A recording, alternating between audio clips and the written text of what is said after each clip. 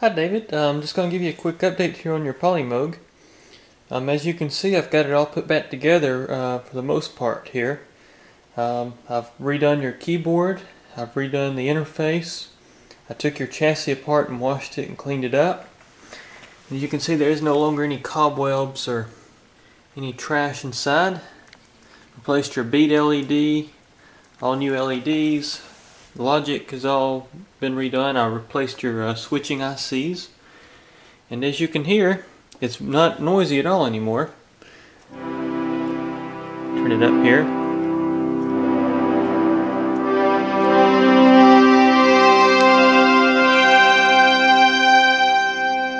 As you can hear, that's actually modified preset 1. We'll go here. Still got to calibrate it.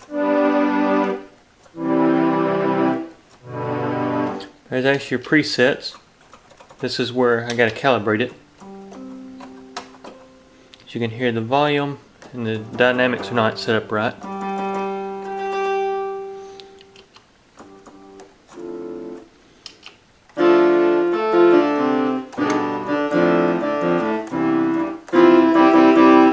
Preset 4. We'll go to 9, which is your variation mode. And as you can hear, set up your envelope a little different here. Give a little more sustain. Got a lock mode. Adjust your modulation.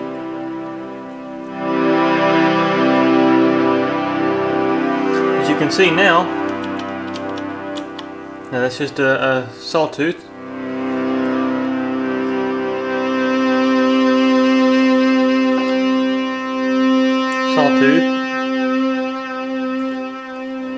A square wave, and then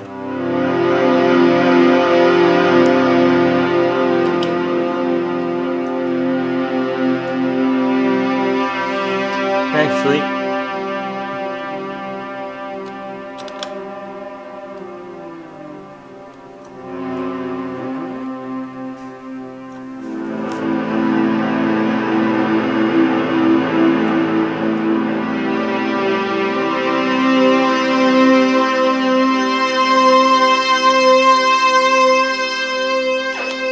as you can hear, this thing's sounding really good, David. I've still got to restore your upper boards. I just put them in to make sure everything was still working as far as the wiring harness.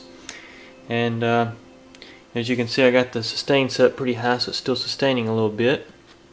I still got to go through your poly cards. You got some keys that don't work, but that's just a poly card issue, because if it was dividers, what you'd have is you'd have 3 keys in a row that wouldn't work. As you can see, these keys work. So, and then you'd see this on every octave.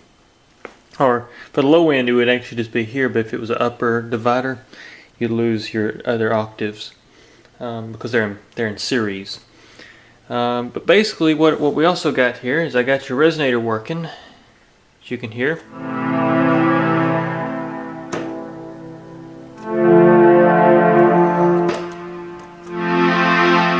Make it sustain a little bit more, so I can do this one-handed.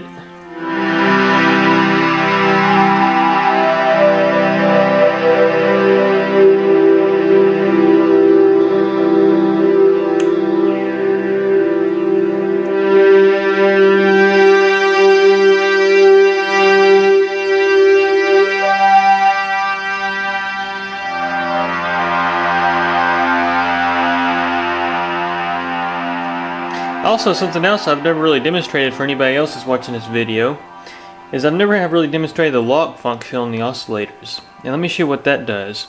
Now, you know the Polymoog has a lot of modulation going on. You know, you have 2 modulation sources for frequency modulation, and you have a dedicated modulation section for your PWM. And let me show you this when I put it in lock mode. What it actually does, it takes your 2 modulation frequency modulations, and basically it locks your oscillators together that actually generate your LFOs. Let me show you this right here. Now what you're going to hear is you're going to hear a sound of one modulation source controlling both oscillators. Without it, What I really like to do is like to engage this kind of fast.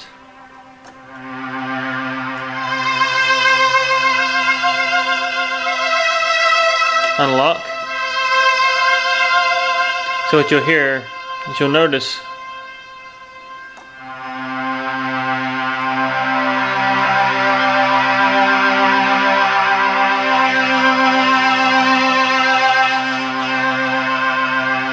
you can get some really cool phasing effects with the lock. Because right now what it does, basically these are independent when this thing is in unlocking mode. And basically it has to do with your phase lock loop circuits. Because right now they're just kind of running independently, but when you lock, you're actually locking that signal and making them in phase with each other at all the time. It uses oscillator 1 as a master and kind of makes your oscillator 2 a slave to oscillator 1. So it's kind of interesting how that works.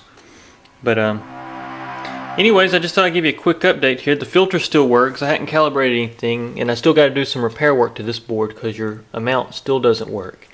I just hadn't had the chance to get to those boards yet. But you can hear.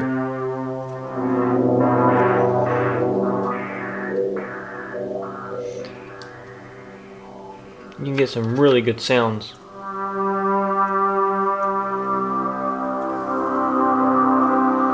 And actually, the Polymoog is very ambient too. You can get a lot of like Brian Eno type of.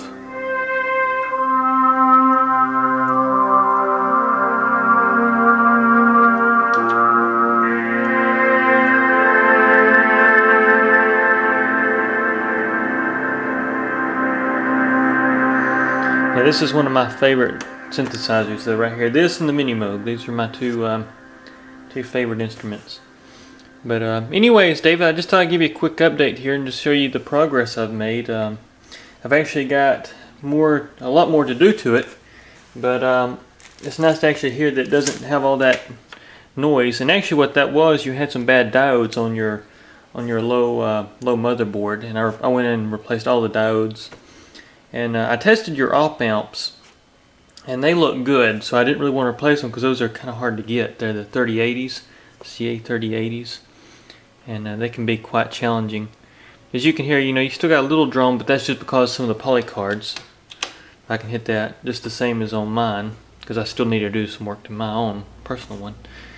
But I think you're going to be very happy with this when I have it all complete.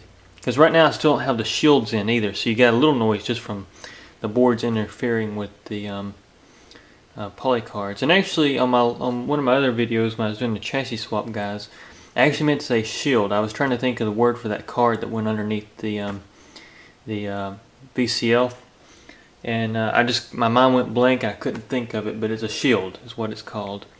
And basically what it is, it's just a little coated plate of metal that has an open end that actually connects to the chassis, and it grounds itself out. So it works like just a noise reducer, and prevents interference between the poly cards and the voltage control filter. And really what I think it is for mostly is it's actually for your transformer for your mixed output, for your balanced output. You've got actually a transformer that that signal goes through, and I think that's what picks up the noise. But anyways, this is just a quick update for you, David, and I'm sure you're going to be very happy with this thing. Still got to put the knobs on. I've got all your knobs here. There's your beat and fine-tune knob. I got a baggie of your things I've cleaned up, washed them up. These are all your little shafts that go into your sliders. And so basically we're making some good progress.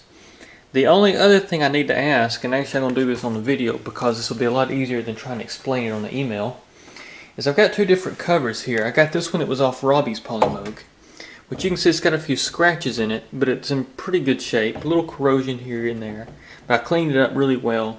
I've got it ready to go on. Here's your old one. Now, the thing is with your old one is it was really early, and they used a different style of material here to actually make your wood grain on top stick.